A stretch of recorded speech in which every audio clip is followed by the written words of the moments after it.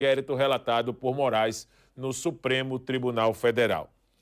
E nós vamos continuar acompanhando para trazer mais detalhes nas próximas edições sobre esse assunto que envolve o ministro Alexandre de Moraes, o STF e os posicionamentos diante de acusações e possíveis participações nessas acusações do Tribunal Superior Eleitoral. Uma tentativa de ataque cibernético direcionada ao portal do governo do estado de Alagoas, bem como aos sites hospedados em seus servidores, deixou a plataforma do estado fora do ar durante esta terça-feira, em alguns momentos. A gente recebe aqui no estúdio o diretor de Serviços de Tecnologia da Informação e Telecomunicação do ITEC, o Juliano Araújo, para falar sobre esse ocorrido. Juliano, muito obrigado, inclusive, pela disponibilidade de estar aqui conosco, prestando esclarecimentos e também deixando a nossa sociedade ainda mais informada. O que de fato aconteceu com essa plataforma do governo do estado e, naturalmente, outras plataformas hospedadas também em seus servidores? Boa tarde, muito obrigado pelo convite e esse momento de explanar o que aconteceu, né?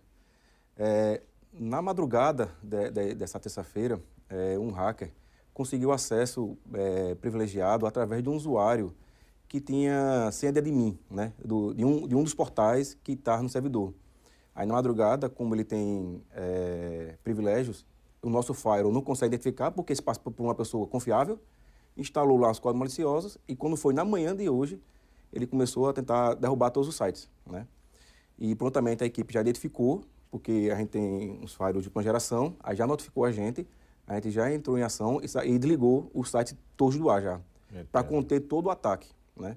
E a partir daí a gente começou a identificar o que de fato ele fez para poder corrigir o quanto antes e botar de volta o sistema no ar, né? E qual era a ideia do hacker em tentar invadir os sistemas, conseguindo inclusive com essa senha admin, né? Ou seja, uma senha poderosa para a plataforma?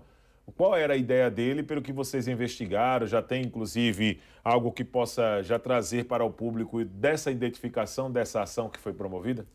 Sim, o hacker, ele partiu de um IP dos Estados Unidos. O estado de Alagoas, ele bloqueia diversos países que são notoriamente preenchidos por hackers que tentam acessar a gente, né? Por exemplo, nós temos lá em torno de 60 mil, 50 mil, 60 mil ataques por minuto, né, que nós conseguimos bloquear. E, eventualmente, como foi o caso desse hacker, ele usou um meio que é legal, que era um usuário, né, normal, conseguiu acesso e saiu trocando todas as páginas principais dos sites para fazer propaganda dele. Principalmente foi isso. Propaganda dele, né? Propaganda dele. Aí, antes que ele fosse escalando mais privilégios para chegar em servidores mais importantes, a gente conseguiu bloquear ele, bloqueou todo o acesso dele, né? A gente identificou de onde era, e com isso identificamos qual era o dano real que ele causou a gente, né? Que foi basicamente fazer propaganda que ele é o hacker da história e conseguiu fazer isso. Você citou danos, Juliano. Quais os danos, então, que essa tentativa de ataque, esse ataque, acabou deixando para vocês e para a plataforma, para os outros sites hospedados também na mesma plataforma? O maior dano que nós tivemos foi a indisponibilidade do serviço, né?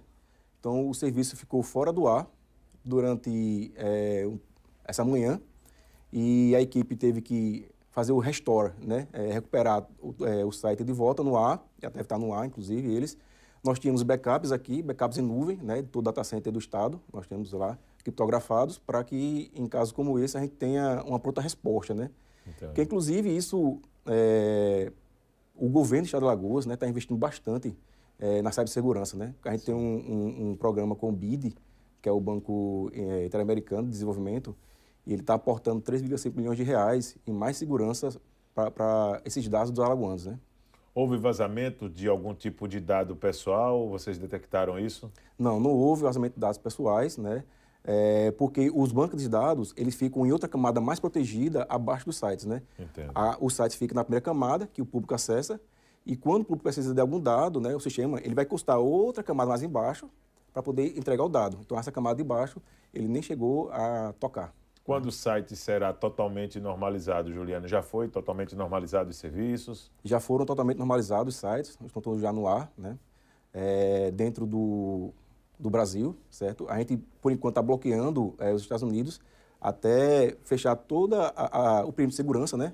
para voltar a liberar para quem está fora do Brasil acessar, né? É claro que vocês já identificaram, né, de onde partiu essa tentativa de ataque, que foi dos Estados Unidos, mas tem como chegar também a pessoa, ao hacker necessariamente, ou esse grupo criminoso que tem uma certa especialidade em estar invadindo, por exemplo, plataformas, bases de dados de grandes concentrações e com grandes concentrações de dados como essa, por exemplo, fonte do governo do Estado? A gente conseguiu fazer o rastreamento reverso dele, né? A gente descobriu que ele é especializado em fazer essa pichação, né, de sites de governo, procurando essas falhas de segurança mais pontuais e outros ataques que eles conseguem perpetrar mais através de vulnerabilidades de aplicativos de serviço, né? Como a gente tinha portais de informações, ele não conseguia fazer nenhum dano a mais que isso, né, basicamente. Tem alguma frase específica sobre essa situação ou é apenas uma frase comercial quando você fala assim, exposição da marca dele, alguma coisa desse tipo? Porque muitos utilizam essa prática também para poder mandar uma mensagem para o mundo, né? Seitas, situações de repúdio, até posicionamento político, alguma coisa desse sentido tinha na... Não, basicamente quando ele fez o ataque, ele deixou a mensagem dele que era o grupo, né? E esses grupos hackers, ele ganham notoriedade fazendo essas pichação em sites, né? Vai para o currículo deles, né? Nesse submundo, né? Isso. E isso ganha notoriedade e pessoas que contratam, né, hackers. Entendo. Dizem, aquele hacker é famoso, vou contratar eles, aí pagam eles para fazer um ataque mais elaborado, né? No pior dos cenários, Juliano, o que poderia ter ocorrido caso vocês da tecnologia não tivessem identificado essa tentativa de ataque? No pior dos cenários, ele podia ganhar mais privilégios, descer para servidores de banco de dados, poder ter acesso a dados de pessoas da área de saúde, porque hoje nós, por exemplo, nós hospedamos o sistema de hotelaria dos hospitais, né, do HGE, por exemplo. Ele poderia acessar esses dados prontuários, né, que estavam lá, leitos que estavam lá, por exemplo, poderia acessar dados de CPF, dados dos alagoanos e usar para fazer empréstimo, para fazer extorquir as pessoas, né? Fazer esse tipo de ataque. Esse caso já vai ser encaminhado, já foi encaminhado, por exemplo, para a segurança pública, para as devidas providências, até por se tratar de um crime também, né? Essa tentativa de ataque e o ataque em si já é um crime. Quais as providências que vocês vão adotar daqui para frente? Nós estamos terminando todo o relatório técnico, né, do ataque, de ponta a ponta, formalizando e entregando à segurança pública para eles, né, começarem a investigação do ataque e, eventualmente, se possível, achar o hacker, né? E a recomendação interna que vocês passam para os servidores, Juliano, no dia a dia, é para mudar a senha frequentemente? Como é que... Porque foi através de uma senha que ele teve acesso, ou seja, querendo ou não, o ataque foi registrado, mas foi um acesso legal, via senha. Como vocês tratam isso na dinâmica mesmo de trabalho, para quem tem acesso, permissões e altas permissões como administradores, por exemplo? Isso. A gente orienta a todos os gestores dos sites, né? Porque nós produzimos o site, nós hospedamos os sites, treinamos as equipes de cada órgão e nós orientamos que as senhas não devem ser fáceis, elas têm que ser trocadas de tempos em tempo, né? E não pode ser uma senha que ele já use em outros cantos. Tipo, eu usei uma senha para acessar meu Gmail, para acessar qualquer outro serviço, aí bota a senha igual e o hacker, quando consegue essa senha, ele vai testar em todos os serviços que aquele usuário realmente pode estar acessando, né? E-mail, se a senha passa. Se vai passando a senha desse usuário, ele vai entrando, vai invadindo, vai conseguindo informações e assim vai. Agora, para ter esta resposta rápida, como vocês conseguiram, né? Uma resposta que trouxe, sim, uma instabilidade na plataforma em si, mas vocês agiram rapidamente, na proporção do ataque. É necessário ter uma boa equipe, bons equipamentos trabalhando também por trás. Essa acaba sendo uma virtude, Juliano. É necessário ter tudo isso, uma boa equipe, bons equipamentos também para evitar e ter mais tempo a ganhar diante de situações como essa, como vocês conseguiram hoje, de ataques? Sim, em toda questão de segurança e informação, ou até cibersegurança, que é um nicho da segurança e informação, as pessoas bem treinadas, bem informadas, valem mais do que equipamentos, muitas vezes. Porque hackers, às vezes, usam de conhecimento leigo do usuário para conseguir atacar, que é o caminho mais barato, inclusive, do ataque. Então, nós temos lá uma equipe, nós chamamos de DPO, que é o encarregado de dados, que acompanha isso.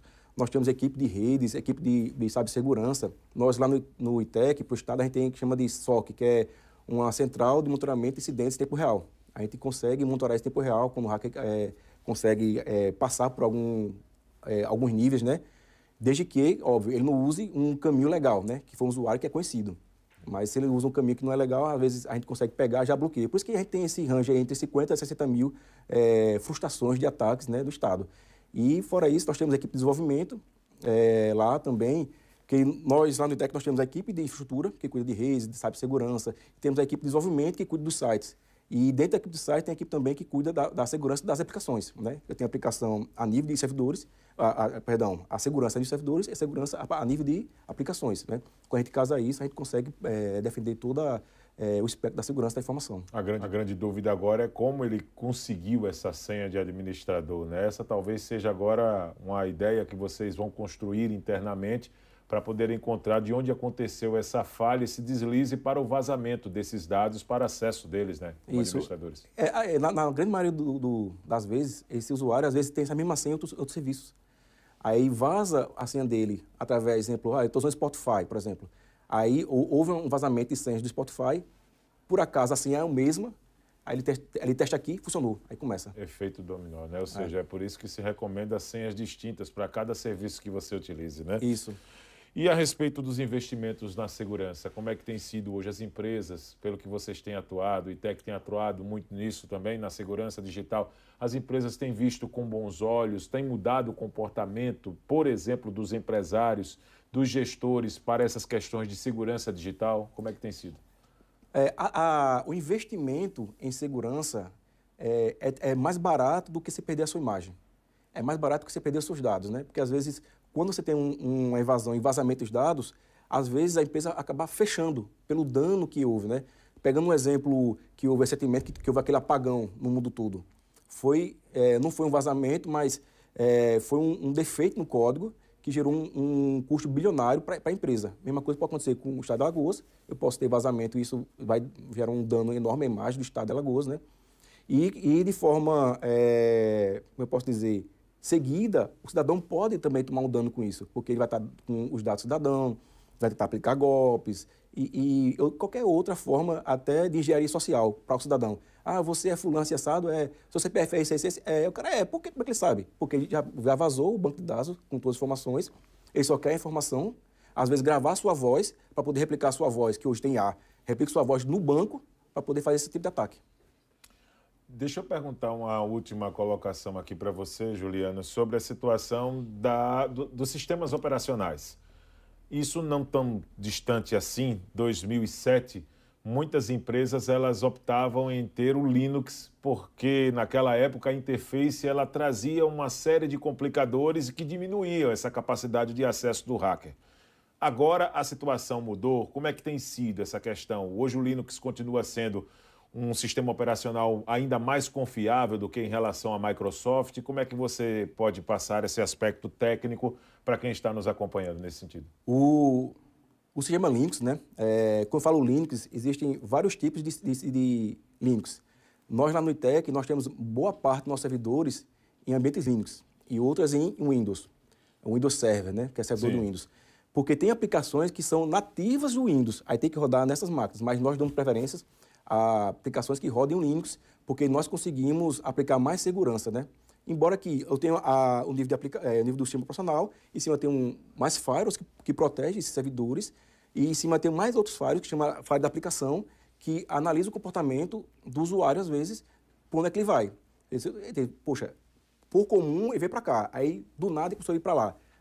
Isso gera um alerta para a gente começa a observar o que é que ele está fazendo, se é ele mesmo, se é um hacker, Entendo. Porque mudou o comportamento dele, né? A gente analisa até isso, inclusive. Juliano, muito obrigado pela sua presença. Volte outras vezes aqui, tá? É sempre muito importante compartilhar essas dicas de tecnologia e, naturalmente, as ações desenvolvidas por empresas que hoje, mais uma vez, evitou uma ação mais danosa, que eu poderia dizer assim, para uma plataforma tão importante que é a do governo do estado, em que tinha na base de dados ali, dados da saúde, né, de pacientes, dos hospitais, enfim, e que o pessoal conseguiu em um tempo muito rápido evitar a ação desse hacker, tá certo? Muito obrigado. Muito obrigado a vocês, muito obrigado pelo tempo, né, disponível para a gente poder dar essas explicações aos cidadãos. E depois de conversarmos com Juliano Araújo, diretor de Serviços de Tecnologia da Informação do ITEC, vamos dar sequência, né, pessoal? Precisamos ficar atentos, né? Até porque não é fácil quando estamos falando também de ações de criminosos, né, através do mundo digital, um hacker ou um grupo dos Estados Unidos invadindo uma base aqui em Alagoas